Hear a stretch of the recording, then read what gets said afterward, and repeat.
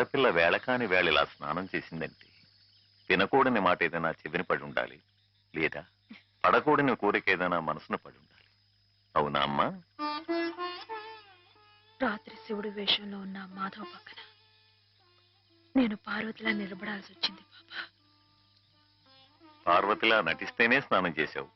రేపు ఆ శివుడి పక్కన పార్వతిలా జీవించాల్సి వస్తే?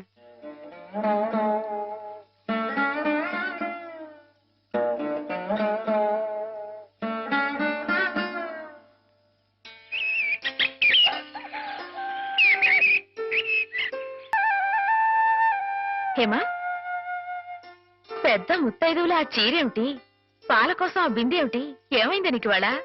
ఏం కాలా, నేను వెళ్ళి నీళ్లు తీసుకొస్తాను, నువ్వు వెళ్ళి పాలు తీసుకురా.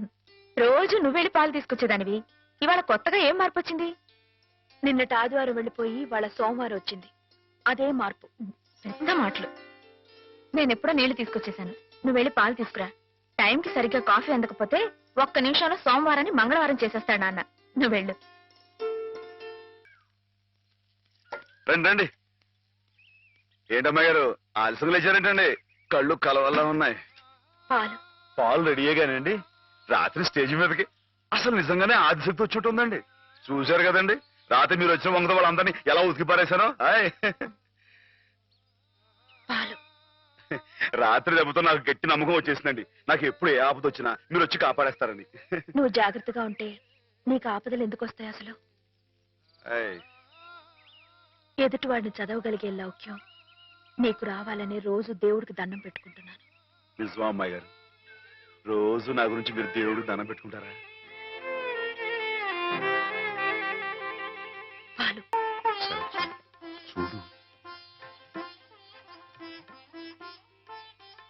బాగుంది నాన్న, బాగుందండి. శుభం. మరి అబ్బాయికి అమ్మాయి నచ్చింది కాబట్టి ఆ ఇచ్చిపుచ్చుకోవడాలు కూడా మరి బాబు, అబ్బాయి గారికి అమ్మాయి గారు పాస్ అయిపోయి సరే అండి, మరి అమ్మాయి గారికి అబ్బాయి గారు పాస్ అవ్వట్లేదు ఏంటండి? అయ్య బాబా. వెళ్తాం గారు, మిమ్మల్ని కొంచెం అలా బయటికి రండి. రండి. అమ్మాయి గారు, మీకు పెళ్లి కొడుకు అన్ని విధాలా నచ్చితేనే ఈ పెళ్లి జరుగుతుంది, లేకపోతే జరగదు. చెప్పండి, మీకు అబ్బాయి నచ్చాడా? ఆడపిల్లలు నువ్వు ఇట్ట అడగగానే అట చెప్పేస్తారా? రైటే లేండి, ఇటప్పుడు కొంచెం ఇరకాడంగానే ఉంటుంది. ఓ పని చేయండి, అబ్బాయి మీకు నచ్చితే నవ్వుతూ తలదించుకోండి, నచ్చదనుకోండి కోపంగా నాకేసి తిరిగి చూడండి. అయ్యి బాబాయ్, అదేంటండి అటు నవ్వు కాదు ఇటు కోపం కాదు, అటు బాధగా చూసి అర్థం ఏంటండి?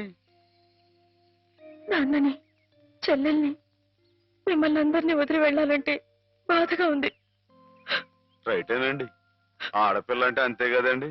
పాప రేపు హేమ గారు కూడా అంతేలే. వదిలేస్తే లింకులు పెట్టేస్తాడు. నీకాయన నచ్చారా లేదా అది చెప్పు. పాస్ అయిపోయినట్టే.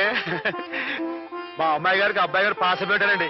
ఇక పెళ్లి ఏర్పాటు చేసుకోండి. శుభం. అయితే కట్న కానుకల విషయాలు కూడా మరి ఏమండో, మేమే బంగారం లాంటి ఆడపిల్లలు ఇస్తుంటే ఇంకా ఎదురుడుతారండి బాబు. నువ్వు ఊరుకో. సంతలో పశువుని పెట్టి బేరం ఆడినట్టు నన్ను మధ్యలో పెట్టి బేరం ఆడడం నాకు సుతరాం ఇష్టం లేదు. నేను అలా బయట నుంచి ఉంటాను, మీరు మాట్లాడుకోండి. మా వాడు చిన్నప్పటి నుంచి అంతేలేండి. కొన్ని పద్ధతులున్న మనిషి, మధ్యతరగతి వాళ్ళం కదా.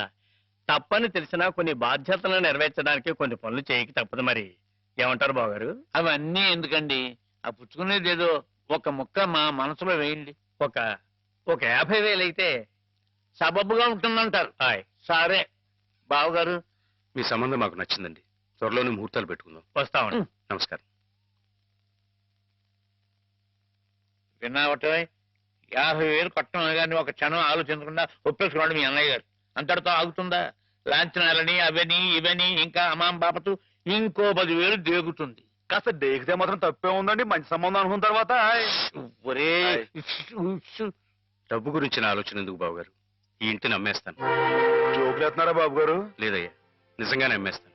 తాతల నాటి ఆస్తి ఈ ఇంటిని అమ్మేస్తారా? అవును బాబు గారు, నాకు కుర్రాడు నచ్చాడు, అతని క్రమశిక్షణ నచ్చింది. ఈ రోజు లెక్కల ప్రకారం వాళ్ళు ఏమీ ఆకాశంలో లేరమ్మా, చాలా సబబుగానే అడిగారు. అయినా రేపు మీరు మాత్రం అడగరా? మీరు అడగకపోయినా నా బాధ్యతగా నేను ఇవ్వద్దా చెప్పండి? అందుకే ఇంటిని అమ్మేసేయాలనే నిశ్చయానికి వచ్చాను. మీ ఎరుకలో ఏదైనా మంచి బేరం ఉంటే చూడండి బాబు గారు. బామ్మగారు. ఎవరు? మాధవ. రా బాబు కూర్చో. మా వెధవా ఇంట్లో లేడు. నేను మీతోనే పనుండి వచ్చానండి. నా కోసమా? ఉమ్. ఏమిటి బాబు? నేను మిమ్మల్ని ఒకటి అడుగుతానండి, మీరు కాదనకుండా నాకు మాట ఇవ్వాలి. ఏమిటది? ముందు మాట ఇవ్వండి, తర్వాత చెప్తాను. సరే, మాట ఇస్తున్నాను. ఏమిటో చెప్పు. ఇదిగోండి, ఈ డబ్బు తీసుకోండి. డబ్బా? ఆయ్, ఎందుకు?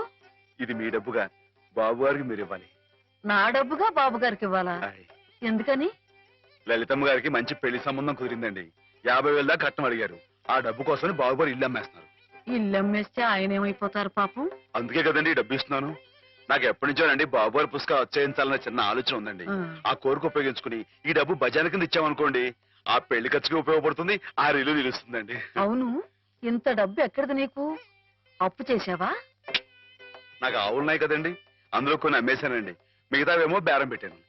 ఇలా అన్ని అమ్మేసుకుంటే నువ్వేం తిందామని? మరెవరే, మీరంతా లేరేంటండి? మీ ఇంటికి వస్తే ఓ ముద్దు పెట్టరా? నాకు ఈ సాయం చేసి పెడతారు కదండి.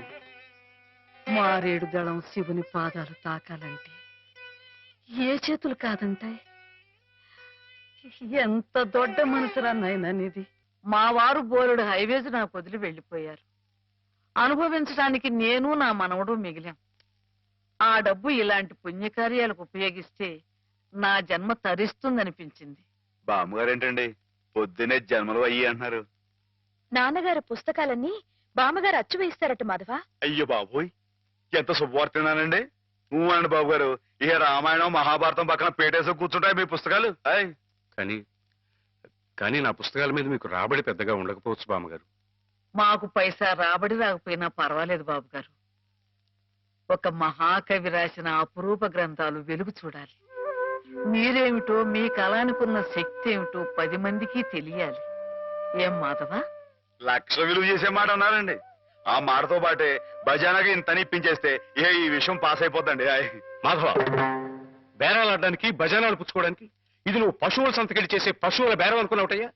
ఇటువంటివి నచ్చవు నాకు. రైటే బాబు, ఇప్పుడు ఆవులు గేదెల మధ్య గడిపేవాడిని. అంతవరకు ఆలోచించాను. తప్పే. మాధవేం తప్పుగా అనలేదు బాబు గారు. మీకు ఎంతో కొంత ఇవ్వటం మా బాధ్యత, ధర్మం. ప్రస్తుతానికి 50,000 అట్టి పెట్టండి. ఇప్పుడు ఎందుకు బామ్మగారు? రేపు పుస్తకాలన్నీ వచ్చైన తర్వాత ఏకమొత్తంగా ఎదురుగాని ఉంచండి బాబు గారు. పెద్దమ్మాయి గారి పెళ్ళని కూడా అనుకుంటున్నారట కదా, దేనికైనా అక్కడికి వస్తుంది. బామ్మగారు మాట కాదనకండి బాబు, ఉంచండి. మన అవసరం పాస్ అయిపోతుంది. ఇచ్చేయండి.